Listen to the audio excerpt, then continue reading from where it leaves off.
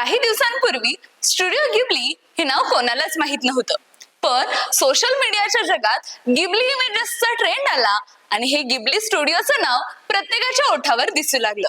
कोणी या आर्ट प्रकाराला कार्टून म्हणतं तर कोणी अजून काही. पण गिबली स्टुडिओ नेमकं काय आहे, त्याची सुरुवात कोणी केली आणि अशा प्रकारच्या इमेजेस तुम्ही कसे बनवू शकता हेच आपण या व्हिडिओच्या माध्यमातून पाहणार आहोत. नमस्कार, मी प्रज्ञा आणि तुम्ही पाहत आहात आमचे युट्यूब चॅनल सांग भलं. स्टुडिओ गिबलीची स्थापना हयाओ मियाझाकी आणि इसाओ ताकाहाता यांनी 1985 मध्ये केली होती.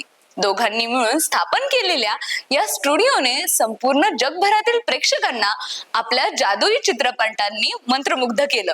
आज जरी त्यांची संपूर्ण जगभरात चर्चा होत असली तरी त्यासाठी त्यांना करावे लागणारे संघर्ष खूप मोठे आहेत. 1985 साली हयाओ मियाझाकी, इसाओ ताकाहाता आणि तोशिओ सुझुकी यांनी स्टुडिओ गिबलीची स्थापना केली.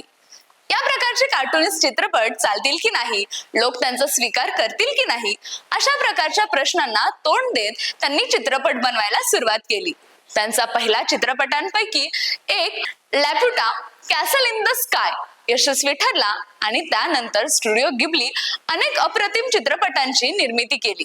निसर्ग सौंदर्य आणि स्वप्नवत दृश्य, स्त्रीप्रधान पात्रे आणि त्यांची प्रेरणादायक कथा, पारंपरिक जपानी संस्कृती आणि परिकथा यांचा अनोखा संगम हे स्टुडिओ गिबलीच्या चित्रपटांतील वैशिष्ट्य आहे. त्यांनी निर्मित केलेल्या स्पिरिटेड अवे, माय नेबर टोटोरो, हावल्स मूव्हिंग कॅसल आणि प्रिन्सेस मोनोनोके यासारखे चित्रपट केवळ मनोरंजनच नाही तर जीवनाचा खोल अर्थ समजून सांगणारे आणि समाजावर भाष्य करणारे आहेत. स्टुडिओ गिबलीने अॅनिमेशन मध्ये एक वेगळा मापदंड निर्माण केला. त्यांचे चित्रपट केवळ जपान पुरतेच मर्यादित नाहीत तर जगभरातील प्रेक्षकांसाठी ते प्रेरणादायक ठरले आहेत.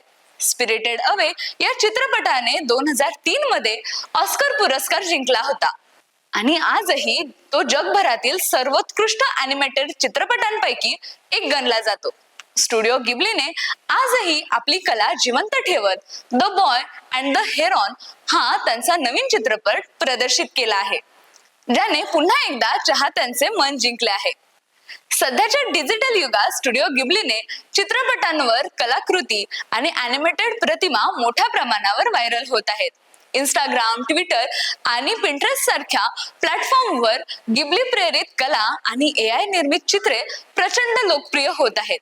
विशेषतः स्पिरिटेड अवे मधील नो फेस, माय नेबर टोटोरो मधील टोटोरो आणि हॉवल्स मूव्हिंग कॅसल मधील जादुई दृश्य चाहत्यांनी नव्या स्वरूपात सादर केली आहेत. AIच्या मदतीने पुन्हा तयार केलेल्या गिबली शैलीतील प्रतिमा आणि डिजिटल पेंटिंग्स ट्रेंडिंग मध्ये आहेत. ट्रेंडिंगचा विचार केला तर आपला एखादा फोटो गिबली स्टुडिओ मध्ये असावा असं प्रत्येकालाच वाटतं. ChatGPT वर तुम्ही असे इमेजेस बनवू शकता, मात्र त्यासाठी तुम्हाला पेड व्हर्जन घ्यावे लागते. याला पर्याय म्हणून तुम्ही AI ऍप गॉर्कचा वापर करू शकता. हे ऍप गुगल प्ले स्टोअर वर, ऍप स्टोअर वर फ्री मध्ये उपलब्ध आहे. त्यामुळे तुम्हाला सुद्धा अशा प्रकारचे गिबली इमेजेस बनवून मिळू शकतात. स्टुडिओ गिबली हे केवळ अॅनिमेशन स्टुडिओ नाही तर हयाओ मियाझाकी यांची एक भावना आहे. त्यांच्या चित्रपटांमधून आपण सौंदर्य, निसर्ग आणि माणुसकी यांचे महत्त्व शिकतो. तुम्हाला हा व्हिडिओ कसा वाटला हे आम्हाला कमेंट मध्ये सांगा. व्हिडिओ आवडला असेल तर व्हिडिओला लाईक करा, शेअर करायला विसरू नका आणि असेच नवनवीन व्हिडिओ पाहण्यासाठी आमच्या चॅनलला सबस्क्राईब करा.